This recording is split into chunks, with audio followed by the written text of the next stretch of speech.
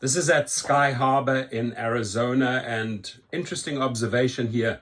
So you're looking at the Lyft map here, and it says regular Lyft 11 rides per hour. So they're throttling it to 11 rides per hour, and you have 16 to 20 drivers in the queue, meaning you definitely, before you get your chance, you're definitely going to be waiting between an hour and a half because of the throttling. Where it gets very strange, the math, is that black and black SUV, right? Remember, there's also a lot of private drivers who have their state license hanging out. They're waiting, either waiting for their clients or waiting to try and pick someone up. But the black and the SUV are throttled to 1 ride per hour, which means you could look at it several ways. Either they're sort of protecting their private drivers, the people that actually have the state licenses, and they don't want black or black SUV Lyft or Uber to take those trips because these private companies and private drivers are paying a lot of money to the state. So at 1 ride per hour, why are there 21 to 25 drivers waiting? You'll wait forever, right? My theory, I'll tell you what's happening here.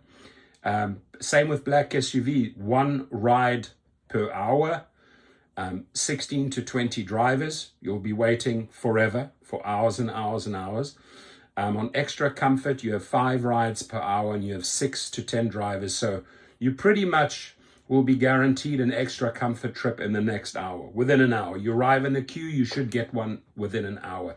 But here, why are people willing to queue up when they're throttling it at 1 ride per hour, or, at black SUV? What I'm thinking is that these are people on the Lyft platform that also have their private credentials, and they're just waiting there to recruit new clients, right? This is a perfect place to recruit new clients, to take them from Lyft or Uber, because very often these people that are arriving, they want to get out, they're looking at pricing, they will start talking to people, they will start engaging with drivers. Drivers get a chance to sell themselves just like they do at these concerts. Hey, I'll take you for this and this price. Uber and Lyft will charge you that. So I do believe that of these 21 to 25, I would take a guess, at least 15 to 20 would have their private, their private driver credentials, their licenses. In California, it's called TCP, Transport Charter Permit, or your TNC, wherever you are around the country. But that I believe is going on here. And maybe somebody, boots on the ground can share information, because there's no way a regular Lyft driver would come into this queue and wait for hours and hours and hours and hours. And then what are you going to get? You might get a short trip, you might get a long trip, right? Hit or miss. Doesn't make sense. I don't think it makes sense as a Lyft driver or Uber driver to hang out in these parking lots, in these waiting lots at the airport. I think it's a complete waste of time. You're far better off, my friends. You're far better off getting your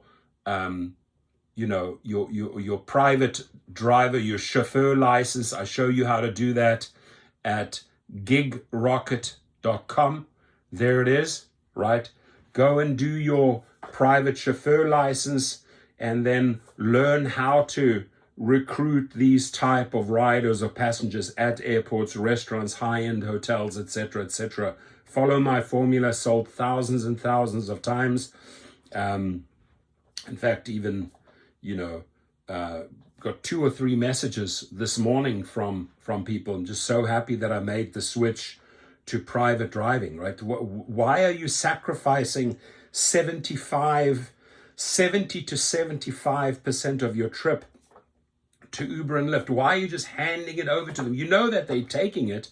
That should be in your pocket, my friends. So this is the way to go. Go to gigrocket.com, start setting yourself up for private trips, And, then it makes sense that you go hang out and start recruiting passengers and riders at those various locations. Thank you. And if you have any comments, please leave them. And I would definitely appreciate some feedback from Sky Harbor, from Arizona drivers. Thank you.